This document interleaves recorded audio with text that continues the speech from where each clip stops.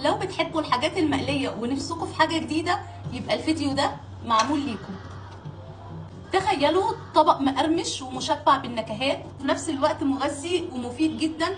هو ده بالظبط اللي موجود في سلطة المقليات. لو حابين تزينوا سفرتكم بطبق سلطة جديد يغير فكرتكم تماما عن السلطة، تابعوا معايا لاخر الفيديو عشان اقول لكم ايه سر الطعامة في السلطة دي.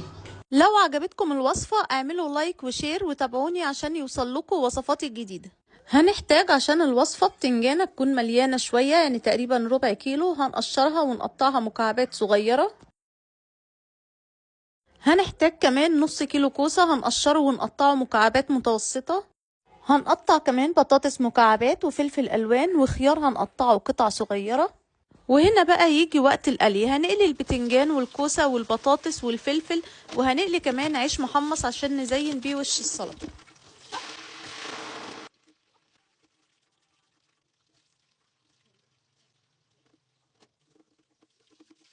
نجهز بقى الطبق بتاعنا. طبعا كل الحاجات اللي قليناها خلطناها مع بعضها، هنحطها كلها في طبق السلطة. هنضيف كمان الخيار ومعلقة صغيرة ملح ونص معلقة صغيرة كمون مطحون، وهنقلبهم كلهم مع بعض. انا حابة كمان اني اضيف كوباية ذرة حلوة، وممكن لو حابين تضيفوا بقدونس مفروم. خلينا بقى نجهز صوص السلطة، وده فعلا سر الطعامة فيها. هنحط كوباية زبادي، عليها نص كوباية طحينة ومعلقة صغيرة ملح ونص معلقة فلفل أسمر وفصين توم مفرومين وعصير ليمونتين صغيرين أو ليمونة كبيرة. هنقلب الصوص مع بعضه ونحطه فوق طبق السلطة، ونزين السلطة بتاعتنا بالحمص المسلوق والعيش المحمص والسماق.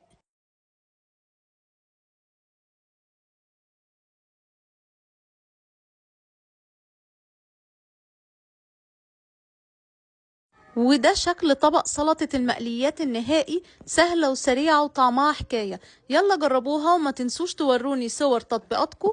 ولو عجبتكم الوصفة ما تنسوش تعملوا لايك وتشاركوها مع أكتر حد نفسكم تغيروا فكرته عن طبق السلطة.